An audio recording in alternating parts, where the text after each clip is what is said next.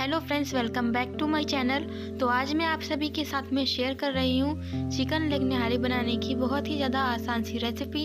एकदम नई रेसिपी है और बहुत ही ज़्यादा अमेजिंग है। बहुत कम टाइम में बन के तैयार होगी और साथ ही में मैं आपको इसे साफ़ करने का भी तरीका बताने वाली हूँ। तो इसके लिए आपको यहाँ पे चिकन के लेग्स ले लेने हैं और इसके जो आगे के पार्ट होता है नेल्स का, उसे हम हटा देंगे, यानी कि कट कर लेंगे। और उसके बाद आपको इसे अच्छी तरह से धो लेना है और इसकी क्वांटिटी आप अपने अकॉर्डिंग रख सकते हो। तो यहाँ पे मैंने इसे अच्छी तरह से धोया है और धोने के बाद हम यहाँ पर एक पैन में लेंगे 2 कप पानी और पानी को हम यहाँ पर बॉईल होने देंगे। जब पानी हल्का सा गर्म हो जाएगा उसके बाद हम इसमें ये सारे पीस डाल देंगे। तो यहाँ पे आपको पानी को बहुत ज़्यादा गर्म भी नहीं करना है। तो यहाँ पे मैं पीस ऐड कर दे रही हूँ और उसके बाद आपको यहाँ पर पीस को डालने के बाद आपको गैस की फ्लेम बंद कर देनी है और बस आपको इसे 2 से 3 मिनट के लिए ही गर्म पानी में रखना है। पीस को बहुत ज़्यादा ना रखें और 2 से 3 मिनट के बाद हम इसे निकाल लेंगे और निकालने के बाद हम इसे एक प्लेट में रख देंगे। और इसके बाद आपको यहाँ पर इसे हल्का सा ठंडा करना है, बहुत ज़्यादा ठंडा भी नहीं करना। तो यहाँ पे मैंने इसे प्लेट में निकाल लिया। अब आपको यहाँ पर एक एक पीस लेना है और इसके ऊपर की जो स्किन होती है उसे इस तरह से रिमूव कर देना है। बहुत ही आसानी से ये प्रोसेस हो जाता है। इस तरह से इसे क्लीन करना बहुत ही ज़्यादा आसान है, बहुत ही कम टाइम में ये क्लीन हो जाता है इस तरह से। तो यहाँ पे मैंने सारे पीस को ऐसे ही क्लीन किया है और यहाँ पर इस तरह से क्लीन करने के बाद अभी एक और प्रोसेस है जिससे कि इसमें जो बिल्कुल भी स्मेल नहीं आएगी और एकदम परफेक्ट यह रेसिपी बनके तैयार होगी। तो यहाँ पे आप देख सकते हैं मैंने यहाँ पर इसे अच्छी तरह से सारे पीस को क्लीन कर लिया है। ये देखिए सारे पीस एकदम क्लीन हो चुके हैं। अब यहाँ पर बारी आती है सेकंड क्लीनिंग प्रोसेस की, जिसमें हम यहाँ पर एक बाउल में पानी लेंगे और इसके बाद आपको इसमें आधा नींबू का जूस ऐड करना है। अगर आपके पास नींबू ना हो तो आप यहाँ पे विनेगर का इस्तेमाल कर लें, पर विनेगर जो होता है वो हर किसी के पास नहीं होता है, इसलिए मैंने यहाँ पर नॉर्मली नींबू से इसे क्लीन किया है। तो यहाँ पे नींबू का जूस डालने के बाद हम यहाँ पर इन पीसेस को डाल देंगे पानी में और पानी में डालने के बाद हम इसे पानी में अच्छी तरह से डिप कर देंगे और 4 से 5 मिनट के लिए हम इसे ऐसे ही छोड़ देंगे।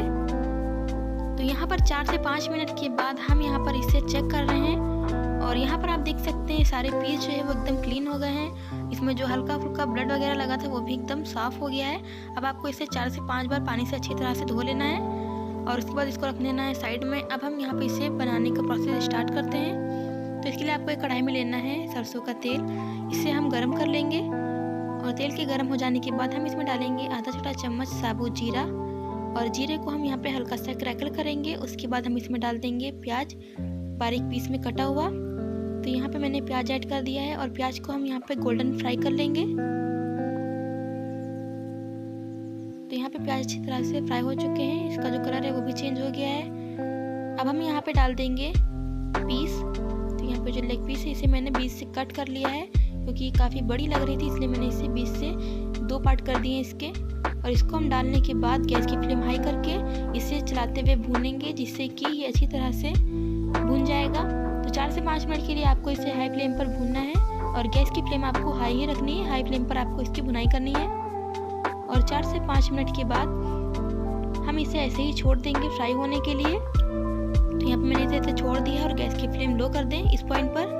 दूसरी तरफ आपको यहाँ पे मसाला बनाना है, तो इसके लिए ग्राइंडिंग जार लेंगे, इसमें डालेंगे 2 इंच अदरक का टुकड़ा, 7 से 8 लहसुन लेंगे, इसे मैंने कट करके डाला है।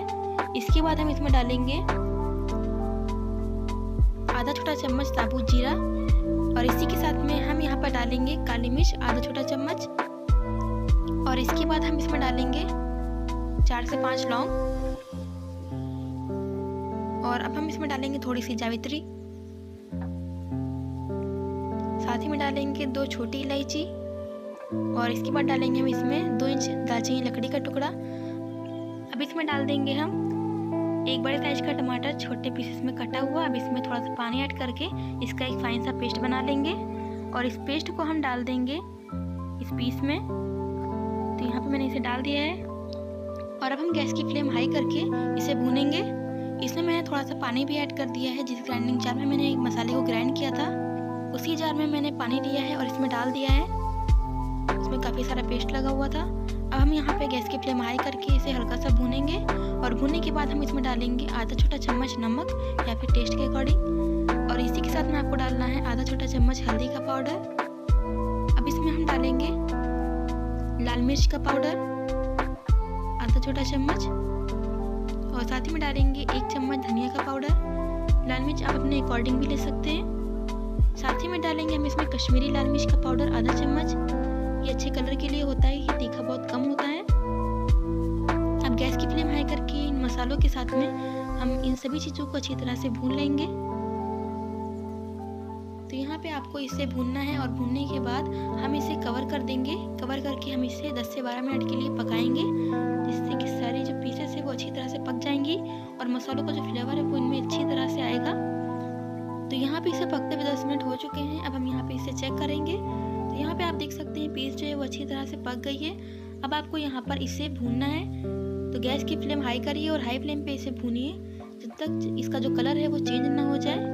तो यहाँ पे आप देख सकते हैं इसका जो कलर है वो डार्क रेड हो चुका है भूनते वक्त। तो ये अच्छी तरह से भून गया है। तो अब हम इसमें डाल देंगे ग्रेवी के लिए 2 कप पानी। आप यहाँ पे ग्रेवी अगर नहीं चाहते हैं लगाना तो आप इसे भूनने के बाद ऐसे भी सर्व कर सकते हैं। तो यहाँ पे ग्रेवी मैंने लगा दी। अब हम इसे मिक्स करेंगे और इसे पकाएंगे 4 से 5 मिनट के लिए लो फ्लेम पर।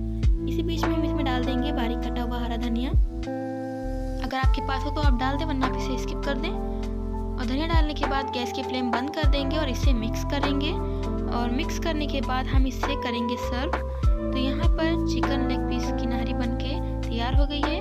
बहुत ही अमेजिंग रेसिपी है और बहुत ही कम टाइम में बनाया है मैंने इसे। और इसे साफ़ करने का जो तरीका है वो बहुत ही आसान है।